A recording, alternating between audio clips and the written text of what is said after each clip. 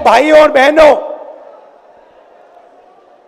ये जो चुनाव हो रहा है, नरेंद्र मोदी जी इस चुनाव में मैच फिक्सिंग करने की कोशिश कर रहे हैं। ये जो उनका 400 सीट का नारा है, ये बिना ईवीएम के, बिना मैच फिक्सिंग के, बिना सोशल मीडिया और प्रेस पर दबाव डालकर, खरीदकर, ये 180 पार नहीं होने जा रहा है। सब मिलाकर उत्तर प्रदेश की राजनीति में रायबरेली एक महत्वपूर्ण क्षेत्र है। कांग्रेस का गढ़ माने जाने वाले इस क्षेत्र में राहुल गांधी कांग्रेस के उम्मीदवार हैं। भाजपा के लिए ये क्षेत्र उतना ही महत्वपूर्ण है और यहाँ का चुनाव पार्टी के लिए गले की हड्डी बन गया है। इस क्षेत्र से भाजपा के उम्मीदवार हैं राज्य मंत्री दिनेश सिंह, जो दूसरी बार इस सीट से चुनाव लड़ रहे हैं। लेकिन रायबरेली सदर से भाजपा के विधायक अदिति सिंह के चुनावी मैदान से गायब रहने से पार्टी का चुनावी अभियान को झटका लगा है। आइए इस विषय पर गहराई से बात करते हैं। नमस्कार, आप देख रहे हैं एयर न्यूज। साल 2019 के लोकसभा चुनाव में यूपी में कांग्रेस ने केवल एक सीट जीती थी और वो थी रायबरेली। पिछली बार भाजपा ने अमेठी में जीत हासिल की और इस बार उसकी योजना रायबरेली को गांधी परिवार और कांग्रेस के चंगुल से मुक्त कराने की है। इसके लिए भाजपा ने सबसे पहले कांग्रेस विधायक अदिति सिंह को अपने पाले में शामिल किया था। उन्होंने साल 2022 के विधानसभा चुनाव भाजपा के टिकट पर लड़ा और जीता और उन्हें भाजपा की चुनावी संभावनाओं के लिए एक महत्वपूर्ण संपत्ति के रूप में देखा गया। रायबरेली आने वाले पांडे ने भाजपा के चुनावी रुझान में इजाफा किया। रायबरेली से 2 मौजूदा विधायकों को अपने पाले में लेकर भाजपा को जीत की उम्मीद थी। दोनों ने एक अप्रत्याशित चुप्पी साथ रखी है, जो इस क्षेत्र में भाजपा की चुनावी महत्वाकांक्षाओं के लिए एक कठिन चुनौती पेश करता है। सदर विधानसभा में अदिति सिंह का काफी राजनीतिक प्रभाव है, जो उन्हें भाजपा के लिए एक महत्वपूर्ण संपत्ति बनाता है।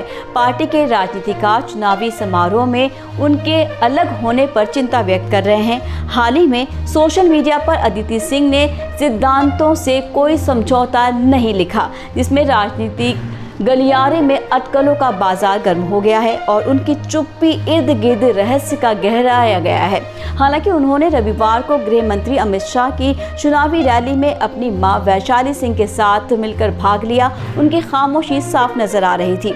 आपको बता दें कि जिले के 6 में से 4 विधानसभाओं में सपा के दबदबा के बीच अदिति सिंह का भाजपा से जुड़ाव ने न ये कुर्सी जीतने के लिए उनकी पकड़ को मजबूत किया है। रायबरेली लोकसभा सीट का चुनावी समीकरण में सदर विधानसभा का काफी महत्वपूर्ण है, जहां परंपरागत रूप से कांग्रेस का दबदबा रहा है। भाजपा की रणनीतिकार अदिति सिंह के प्रभाव का इस्तेमाल अपने पेश करने चाहते हैं, लेकिन उनकी चुप्पी एक दुविधा पैदा कर रही है। केंद्रीय गृह मंत्री अमित शाह ने असंतुष्ट विधायकों के बीच मतभेदों को दूर करने की कोशिश की है। दिनेश सिंह के घर पर मनोज पांडे के साथ पहुंचकर उन्होंने एकजुटता का संदेश दिया। हालांकि इस बैठक से अदिति नदारद रही। ऐसे में माना जा रहा है कि भाजपा उम्मीदवार दिनेश प्रताप सिंह के नाम के ऐलान से पार्टी के कई नेता नाराज हैं। सूत्रों का कहना है कि डिप्टी सीएम ब्रजेश पाठक को रायबरेली में स्थानीय भाजपा संगठन को मजबूत करने का काम सौंपा गया था। क्षेत्र में उनकी कई यात्राओं के बावजूद भाजपा नेताओं के बीच आपसी विवाद थमने का नाम नहीं ले रहा है। पार्टी सूत्रों का कहना है कि अदिति सिंह को रायबरेली से दिनेश सिंह की उम्मीदवारी रास नहीं आ रही है। दोनों परिवारों का पुराना इतिहास है। जब अदिति के पिता अखिलेश सिंह रायबरेली सदर से चुनाव लड़ा करते थे, तब दिनेश सिंह उनके विरोधी हुआ करते थे। तब से दोनों परिवारों के बीच रंजिश चली आ रही है, जो निजी हो गई है। इससे अदिति के स्पेशल मीडिया पोस्ट में उनके द्वारा लिखी गई बात सिद्धांतों से कोई समझौता नहीं की पुष्टि होती है। रायबरेली में जैसे जैसे चुनाव की लड़ाई तेज होती जा रही है, अदिति सिंह की चुप्पी भाजपा की रणनीति पर एक ग्रहण की तरह छा गई है, जिससे कई अनिश्चितताएं बन गई हैं। रायबरेली उत्तर प्रदेश की एक राजनीतिक रूप से महत्वपूर्ण सीट है और इसका एक समृद्ध राजनीतिक इतिहास रहा है। ये क्षेत्र कांग्रेस का गढ़ था, जिसमें महात्मा गांधी और इंदिरा गांधी जैसे दिग्गजों का प्रतिनिधित्व था। आपको बता दें कि चुनाव आयोग के अनुसार रायबरेली लोकसभा सीट में कुल 9,20,500 मतदाता हैं। क्षेत्र में यादव, ब्राह्मण, मुस्लिम और दलित जैसे विभिन्न समुदायों का मिश्रण है।